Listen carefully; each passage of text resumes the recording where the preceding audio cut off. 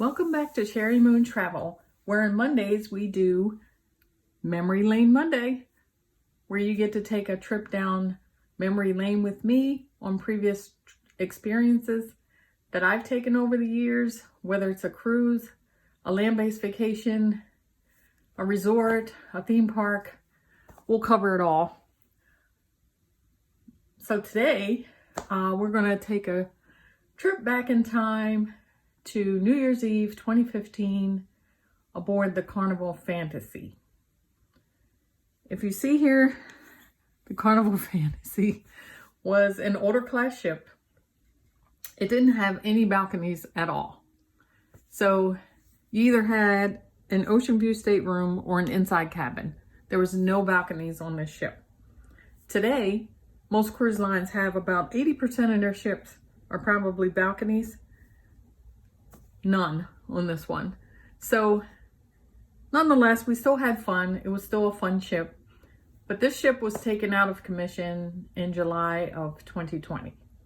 So I'm honored that I got to sail on her during her time here. And Carnival is building so many great new ships. And so this is just will always be a memory. So we're going to start here. I'm going to skip the first couple pages because those were our time in South Carolina. And I always recommend you go a day early. We're going to cover that in a different video. But go a day early, spend some time in the port that you are departing from to account for any cancellations, delays, anything of that nature. But if you take a look here at the Carnival Fantasy, you see it's old school style of cruising, nothing exciting, nothing, no bells and whistles, slides or roller coasters or anything like we have today. But it was still a great time. Carnival has always been the family-oriented ship with lots of fun, so we still enjoyed it. And this is just the sun setting on our departure. So we are platinum cruisers on Carnival. With that, they gave us a welcome treat in our cabin when we embarked. Some macaroons, chocolate covered strawberries, and a chocolate treat. That's always nice. Here you see is the Carnival Capers. The Capers is an agenda for your cruise. You get one every day, comes on your bed at night during your turn down service. It has everything you need to know for the next day. So it had the port, if you're at port, or if you're at sea, what the activities were being offered. If you were on a port day, what time you disembarked, what time you had to be back on the ship, which is always important because time zones changed. You always had to keep that in mind and make sure you were back on the ship on time. It told you what the cocktail of the day was, what the shows were, what activities you could participate in if you chose not to get off the ship. So that was always fun to get those. I have kept a few of them as souvenirs. Otherwise, I can't keep them all after all those cruises, but they're nice to have. And as you see there, there's always an accompanying towel animal. So on this next page you see is the Dr. Seuss at Sea. Actually, Carnival still does that. So that's always fun if you're big fans of Dr. Seuss. You see parades and different activities in the camps for the kids during the day, and that's always a lot of fun.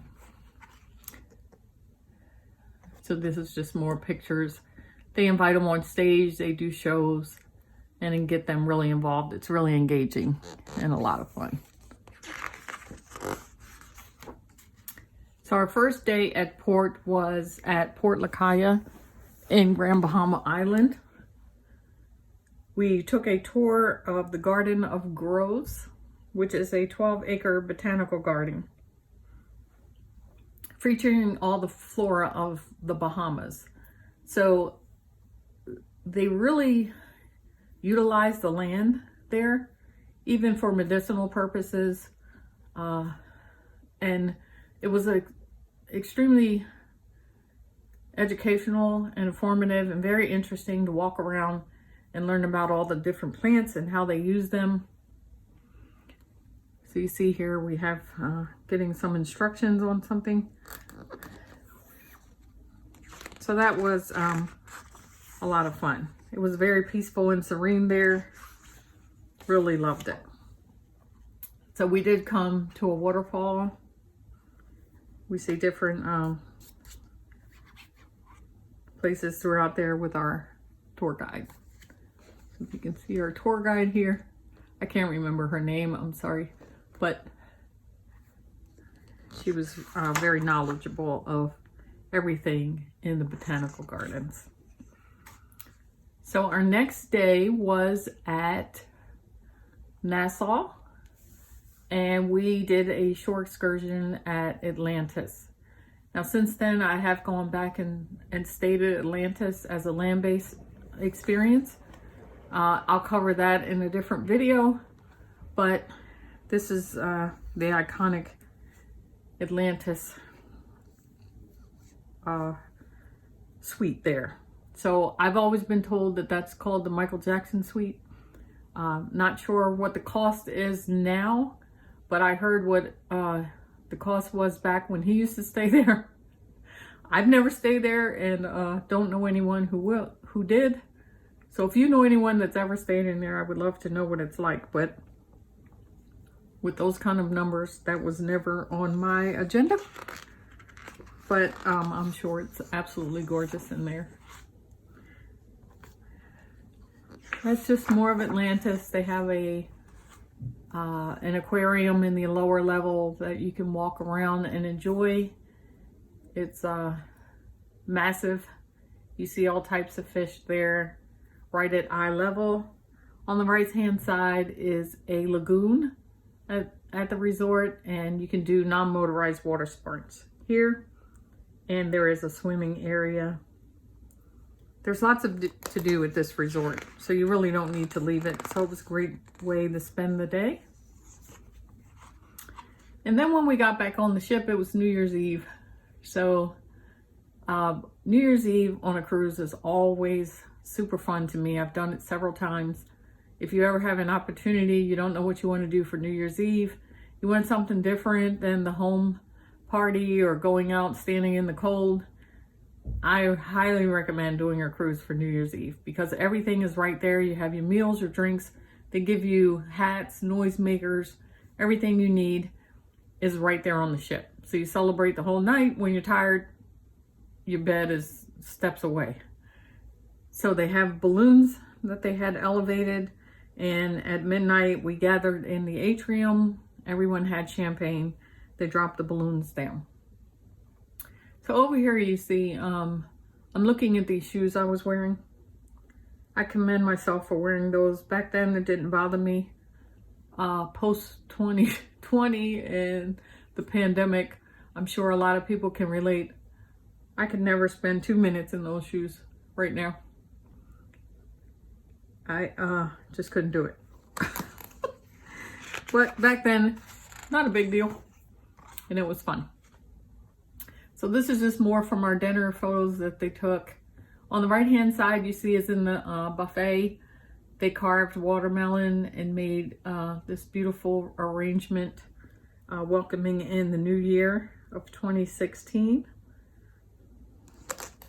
They're always so creative on board the cruise ships. I'm always amazed at some of the things that they do. Like this is an ice sculpture that says 2016. They just take anything, food, ice, whatever, and they towels, and they just make some amazing things out of it. So shout out to all the people who work on a cruise line. I commend you for your hard work, your dedication, commitment to making sure that those of us who love to cruise always have a great time and come home with some memorable experiences. So that night we gathered out on the deck. They closed the pool off, and we continued out there until you couldn't anymore. So I probably lasted till about 1 a.m. and probably turned in for the evening. Okay, so here we have the towel animal, another one. Like I said, I always enjoy getting those. Lots of fun. And on the right hand side here is the menu of the Dr. Seuss breakfast. The menu looked fun and exciting. The experience was great. However, I do have to be honest and say that the experience was great. I'll leave it at that. It's great for the children. It's very interactive. They come around to your table. You get to take photos with the characters. They, you know, it's Dr. Seuss, so you can't go wrong there. However, I was not totally impressed with the meal. I do have to be honest, but if you're going for the experience only, that's great. But I think we left there and actually went to breakfast.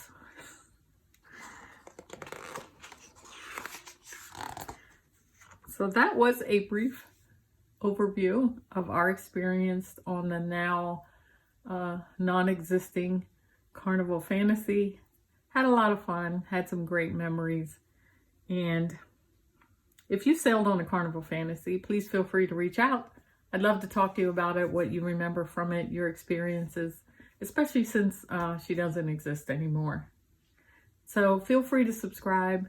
Come back. We'll be doing more videos like this. We'll be talking to people. We'll be doing travel tips and destinations and things of that nature. So feel free to subscribe, come back, comment below, but please keep it positive, keep it travel related, and as always, keep it fun.